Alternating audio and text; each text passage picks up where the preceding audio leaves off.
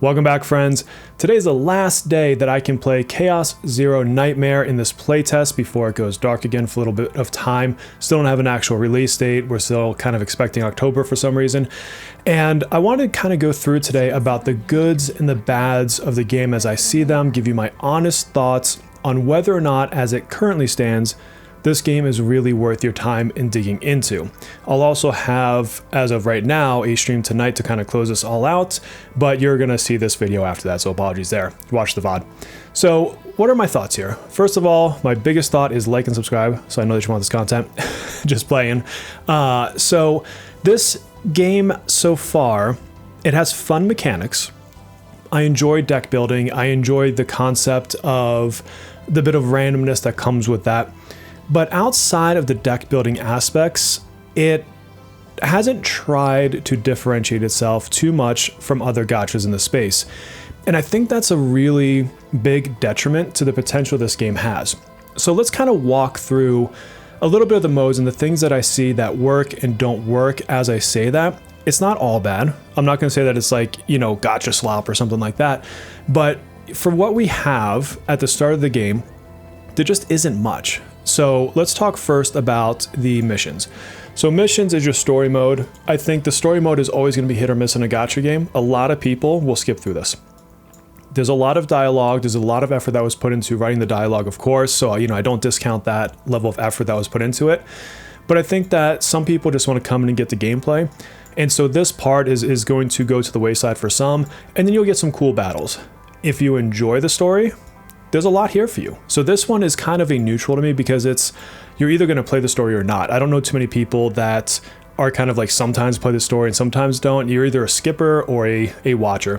From what I've heard from others, they seem to say that the story is okay. There's good parts, but some of the characters seem to feel either out of place or not fleshed out enough in this part, but it's early. We only have a couple chapters. And over time, that can always change. There's other games I've played where the start of the story is kind of rough and then they get better over time. So I would reserve my judgment, and because I've skipped through it for the sake of having more playtime testing, I don't have a personal opinion if the story is good or not. So take that as you will. Worst case, you could load up the game, you know, play the story for a week and decide if it's for you. The battles in the story are incredibly simple. Now, I need to run this mission here, but so far there hasn't been too much difficulty. And if you look at the other half, which are the battle missions, I have just auto-battled all of these with just the most random characters around. So, you know, this I don't think is meant to necessarily challenge you in any way, shape, or form. I think it's just meant to get you through there and get some, you know, materials, get you to the next promotion level, so, you know, you get some pulls or whatever else. And it's very, and this might be a theme you hear a lot, it's just very gacha common. Nothing in this has attempted to do something new or original for the gacha space. So does it work? Well, it works if you like that sort of a thing. And if you do, great, you've got more of what you've already had in other games. So that's the missions, that's the story part of it. Hopefully it just, you know, starts to really amp up and wrap into an amazing story. Time will tell. Next up, you know, you have your kind of daily gacha system. So, you know, you're done with events, you're caught up on the story. This is when you log in every single day to do stuff. I did the other video for it, but these are nice and easy. I think if you're going to have a daily system in a gacha game, which they want you to come back every day and feel the need to come in. I think it's fine to have a quick, easy system to get in and out. I hate it when a gacha game wastes your time when it comes to dailies. So I'm glad that those are fast. And then Arc City, I got really excited when I first saw this because this felt like it was going to be kind of a more fleshed out simulation, you know, type situation, something that maybe touches my cozy gamer heart where I can kind of build things out. But again, it's just, it's too basic. There's really not much here. So the policies so far, and again, this could maybe change later, but on the early game, at least, this is not much of anything. You come in here and you just make a quick choice of, you know, do I want more of this point, more of this point? This one is the same. I'm either going to drop economic or drop a happiness. Like, this isn't really a big choice. Like, I'm not really torn by this. I'm going to look at, is happiness higher or is economics higher? Happiness low, economics higher. Cool. So then we'll drop some economic and balance that out a little bit. Whatever. And then I'll look at, you know, like my next one, a 6, both public order, happiness up 1, or I can lose 2 admin. Well, of course, I'm going to take the one that gives me more points. Like this had the potential to be so much better than it is. It's like the start of a good idea. And so this will take you 30 seconds a day. The Garden Cafe, I like that they have little things like this. You know, not every decision has to be super complicated. So this is cute, and you get to come in here and get some extra energy, so I'll take it. And then, you know, little things like the cooking, fine. You know, you can come in here and give yourself some buffs. I think, you know, it's okay to have little things, but it's all it is little. Like, it's one quick choice, and you know, I at least haven't seen anything where it's like, oh, I can enhance this kitchen. I can have meals that if I level to a certain point, give me twice the stats, or instead of twice the stats, give me twice the duration, or I don't know, like amp up a certain character. And maybe these are things that are later, and this is just too early game to know. And it's something that concerns me, is that I can't tell. Like, give us some previews if that is, but I am honestly concerned that this is all that it is. And then the rest of these things here, I think, like all gacha games, they didn't balance the amount of what you get versus what they give well enough. And so if I look at, for example, I want to talk to this character and build their affinity. Building affinity is important. It gives you stats, it gives you rewards, and you only get 3 of these spend time together tokens. If all it was used for was talking to people, that might have been okay. Maybe still a little bit low, but might have been okay. It's unfortunately also used to cure people with trauma. And so the problem that I have with that is the game, at least from what I've played of it, it does push you into trauma. And I at least haven't found card builds around really reducing your trauma during battle to where I don't have to worry about not having people here. And so I don't even necessarily want to spend those points because I'm worried that I need them for counseling. I think they really should have either upped the amount of points these are, or had them be separate, you know, functions. So maybe counseling, you just get 3 a day, and talks, you have 3 a day, or I don't know, like there's just easy ways to kind of get through this. And they pushed it all together too close, and it really limits how much you do. And rather being a fun decision of, oh, I want to talk to Cassian and do a mission and see if I can cure somebody, now I'm stuck with, I guess I just won't talk to anybody. Until I get to the end of my play session for the day, I'm not going to touch these points because I'm worried that then I can't resolve trauma. Now you could argue that, oh, but you can delete memories. Well, yeah, but then I lose my save data on that character. So deleting memories is like the fast way to get them out of trauma, but then I can't really use them. Now, maybe the intent here is they want to push you into using different characters and different builds. That brings up a whole different kind of problem. With different characters and different builds, it would assume that you have a lot of characters. Now, they have given us a ton of pull currency for, you know, this preview patch type or whatever.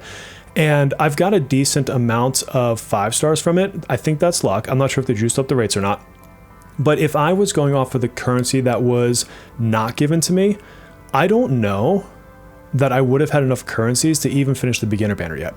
Which means maybe at best case, I could have gotten 1 5-star unless I had just ungodly gacha luck. And so I would have had a few 4 stars.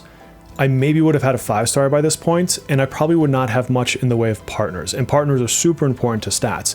So if you're going to take characters and then reduce them with trauma, and then I have to wait until tomorrow to get another one of these counseling tickets to help them, foregoing doing something, you know, else that I want to do, like talk to my friends to build affinity that way. Granted, you get affinity from doing this. You know, then I need a bigger stable. I need more characters that I can use without penalty. And maybe there are ways around this and I just don't know them. It's just really strange how limited this whole section is. And then you do have the ability to then use your currency and kind of go through the research facility. And so I've already got this to, you know, level 20, whatever. This is okay. You know, I'll give the positive here. Like, it's nice to know that over time I can kind of build this out and, you know, get more rewards and, you know, make, you know, certain places open up. So this basically means like more people can be there for me to talk to. None of this is like huge, but it's okay. It's okay enough.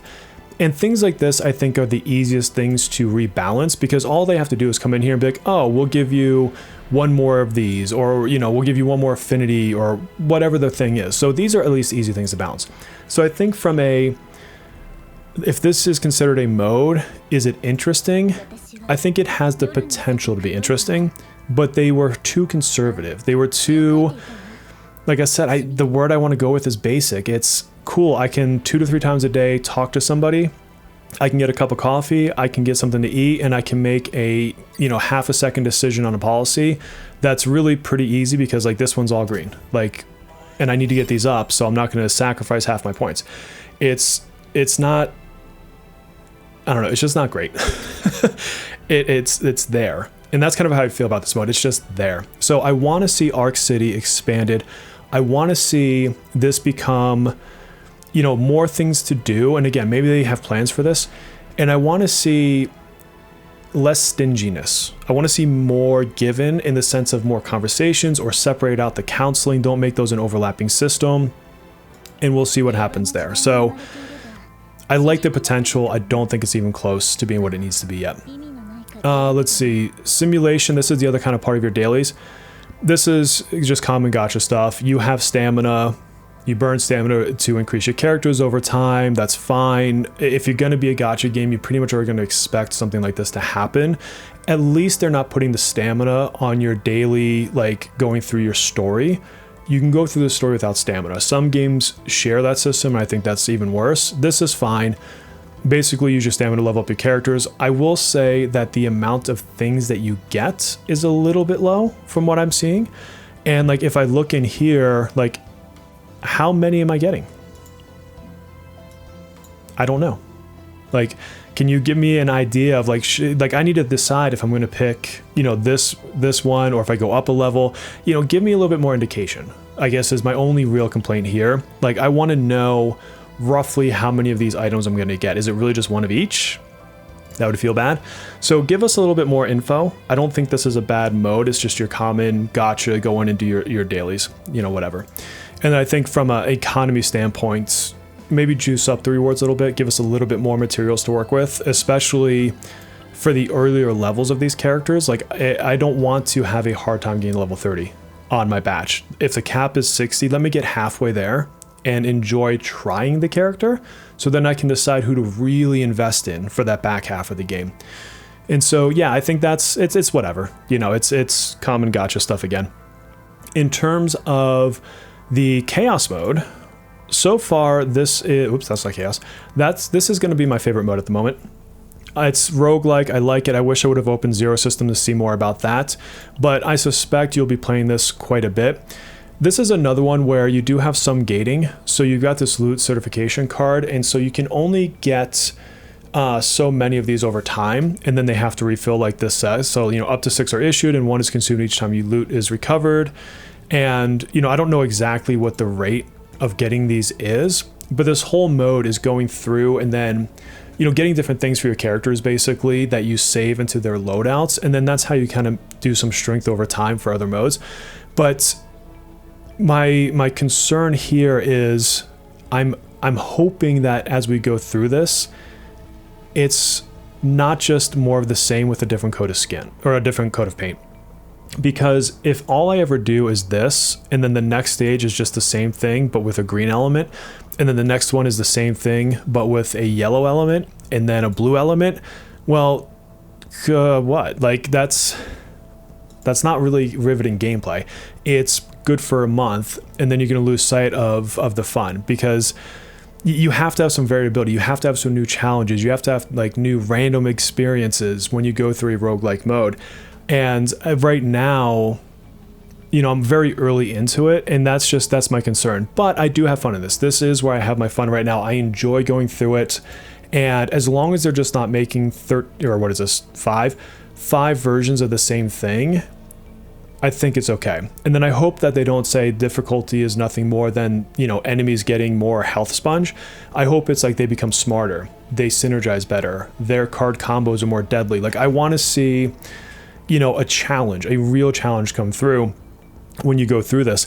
And I think I'm launching it later in the week, but I did a whole chaos run that I filmed with a team that wasn't even Synergy. Granted, this is early game, and was still able to beat it, which is fine. And I think the Synergy team would have just absolutely steamrolled it. And so I also don't want just to be, hey, if you have the right color, you win. Like, make some thoughtful challenges in a mode like this so that we can actually call it challenging or hard or whatever. And then I also wish that they would have a system in here where you could save more frequently. This is meant to be something you can play on mobile, And if I get halfway through it and I haven't gotten to the campfire and I lose my progress because I had to get off a train or because I lost signal, like that's a bad experience, a really bad experience. So yeah, actually as I go through this, you know, powerful monsters more often, more size, more hazardous. Yeah, I mean this, maybe the extra large would be a real challenge. But this isn't really saying much. I mean, it's basically, it's harder is all this is really saying. Like I want like, enemies are more intelligent, AI is better, like good luck getting past stage 2, stuff like that. And so, I mean, for the start of a game, it feels kind of bare bones. You've got simulations that are gonna take you 5 minutes a day. You've got your story that, as always in Gacha, you're gonna get through a certain part of the story and have to wait for a content cycle update to do more. And then you have chaos and, you know, whatever this other mode is over here, zero system. And that's it. So I think if you don't love the chaos mode, you're probably just not going to play the game a long time. And then the other thing, and arguably one of the most important things, is the combatants and how you get them. And this is probably the most disappointing part of this game. So first of all, you know, to all gacha companies, stop copying the 50-50 banner system with weapons. We have got to be more original than this. Go talk to people. They don't love this system, but we keep doing it because I guess it makes money. There are more inventive ways to make money. Sorry to say it. In a game like this, something that is going to be a problem and a detriment is having all these character types locked behind this system just really limits the creative freedom to do things, to experience cards, to decide I want to invest in Hugo versus Lucas versus Calipe, right? And I get that you have to pull something, you have to make your money in gacha games. I'm not, you know, saying that there shouldn't be something in that regard, but you could have just kept the partner system. Like make it their gear, like find a way to give people a chance to play. Or, and I think they did this in one of the Marvel games recently, let there be a trial period. Like let you use the character to level 20 for free, and then you know if you like them or not. And so when they come on a limited banner or like a rate up banner, you know to go pull for them. Like if I didn't have Cassius, I wouldn't know how cool he is. And you know, if he came on a limited banner after I tried him for quite a few stages, I would pull for him. Like I love this character. And there's characters in this list that I will probably just never see, and I'm never going to want to pull for them because I just have no clue what they do other than reading their effects. And yes, I can come in here and like come into, who is this, Magna, and look at her cards, but I can't feel this. I can't get in the game and try it out. So give trial periods, or give like a mode where you can test out a character and you don't get to keep them, but be original. Stop this 50-50 game to get a character, also with a really, at this point in time, what seems to be a very bad economy for getting pulls. You know, give us a way to get excited to play these. Even if I think about Persona 5X, when a new character comes out, there's a stage where I can go try them out. Am I getting a whole like crazy mode? No, absolutely not. But I'm getting to play them and see their powers and get excited about their animations. There's a lot of beauty in the animations in this game. And I can't even experience that. Like, unless I'm missing something, like I just don't see a way to like try this character out on the screen. And that brings to a related point of these characters. And this is something that can be fixed. Some of the localization is absolutely atrocious. I mean, like, you don't understand what's even happening atrocious. And so, like, if I look at one of the agents that I have her, one of her cards says that if I have, let's find it, if Vulture launches in your hand, move this card to your hand and reduce its cost for 1 turn, by 1 for 1 turn. Can anybody tell me where you see Vulture launch? Doesn't exist. You know what it actually is? Vulture ejection. And so even when I'm sitting there trying to play in a battle, I don't know what half of this stuff is because this is calling to the wrong card. Or the wrong name of the card. So something went wrong in translation. There's a lot of QA that needs to be done here. And then the other thing that's really a pain is, you know, I'll show you another character that I'm using right now. You've got Mika, and she is one of my favorite examples of this, I guess, problem that I see. Look at this card, Tactical Analysis, no cost, Wave 2, Save 1. What does that mean? Like, if I click on this card, there's no detail. If I click here, like, I have no idea what wave 2 save 1 means. This could be the most broken skill in the game or the most trash skill in the game.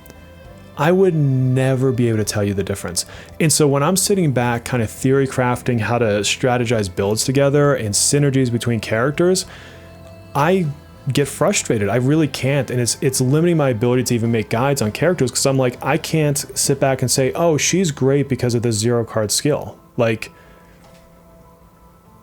I don't know. She might be. She might not be. And when I'm in battle, this doesn't necessarily even like make itself obvious what I'm doing sometimes in battle. So they really need to expand the way to learn. I should be able to click on this and say, click wave. And it's like, oh, wave is something. Like, again, I don't know what. I legitimately can't tell you what that is. And this is not the only character. Like if I go on, for example, Hugo over here, Outbreak of War. So in here I can click and this orange text will tell me, so place this card on the top of a drop pile. When another combatant uses an enhance or skill card, gain Hunt Commence 1. That's it. Like, what is Hunt Commence 1? It's not a card. It's not an additional basic attack. I am fairly certain that's the name of his follow-up, but I actually don't fully know. And so you have that, you have Hunt Commence 1, and then you have Hunt Commence damage increase. So I'm guessing it's his follow-up because he does follow-up damage, but I shouldn't have to guess. It should be obvious and in my face what that is doing. So again, it's just an example, another example of something that can be adjusted and fixed. It's just a matter of hyperlinking a tag here that says, oh, this thing does X, right? Because I want to be able to sit back and obsess in a card building game over, oh, if I do Outbreak of War, followed by Way of Resolver, and then I go to Mika and I do tactical analysis, I'll something and get her cards back, and then I can do it again. Like, I want to think through these really crazy interactions, and it's one thing to experiment, but it's kind of like experimenting in the dark right now. So I really hope they fix that and at least expand on it. And then the final thing here is, like, I do love the art style. I like the music. I like the graphics. Look, I know you got to sell things, but this is getting out of hand, honestly. Like, and you know what? Everyone in the comments, call me an old man. It's absolutely fine. I'm fine with the fact that I'm in my 40s and I've been playing gacha games, and I get that this is the genre, but I've also played other gacha games where it's not, you know, half of your roster ends up like this. And y'all see what I'm circling here? Like, you don't have to do that to sell a good game. Make a good game and the game will sell itself. Go look at Silksong. None of this is in Silksong. It's a $20 game and the world is eating that alive, right? Granted, different genres, but my point is still the same. If you make a good game, you don't have to do this to sell it. Period. So, you know, still well drawn. I'm not knocking the artists. The artists are fantastic. I love the style, but don't be so gratuitous for no reason. So that's kind of the systems, the characters. So do I think I'll play this game post this weekend? I think I'll keep my eye on it. Again, I actually do like the card battling.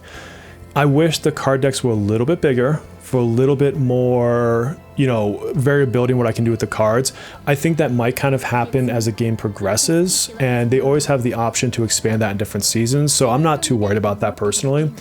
I think there's some pretty cool and interesting interactions, but you're just kind of, it's unfortunate that you're stuck with, unless you randomly luck in on a pull, you may never get to experience a cool interaction between two characters. You're not going to get to do this card synergy, and you may just have bad luck and have synergies that don't work because that's just your pull luck. So, you know, nothing would make me happier than if they changed the pull system to somehow let you play these characters. And then again, maybe just put it on the partners, let you pull partners and make those the things to chase.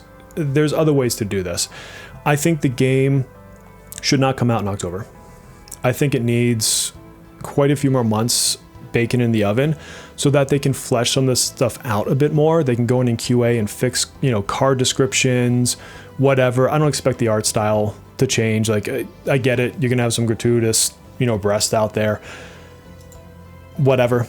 Do your thing. But I do think they need to do more. I think that they need to clean some stuff up. I think that, you know, they've got a really solid foundation here that they can build on. I just don't think it's ready for prime time. So hopefully either A, the game gets delayed, or B, this October release is just nonsense and it was never going to come out then anyways. But hopefully there's enough time left to truly flesh this out, And hopefully they understand people really, really, really dislike this kind of pull system these days. This is starting to get a lot of bad traction in every gacha game that does it. So do something better. Figure it out. It's not too late. Also clean up when it says like, you get so many rescues and it's not even what it says on the bottom for the beginner banner. And otherwise, it's got potential. I will keep my eyes on this one. If it launches like it is right now, I might pick it up and play it for a month and see if like these deeper missions get better, or like if this other chaos mode over here gets really good, or if their events, maybe their events are like the best thing I've ever seen. If those things can grab my attention, I'm in. If it's just like it is now with just basic events that come out, I don't think this game will be worth my time. So that's my honest thoughts. I know that might sound a little bit brutal. If you love the game, I'm not knocking your favorite thing over here.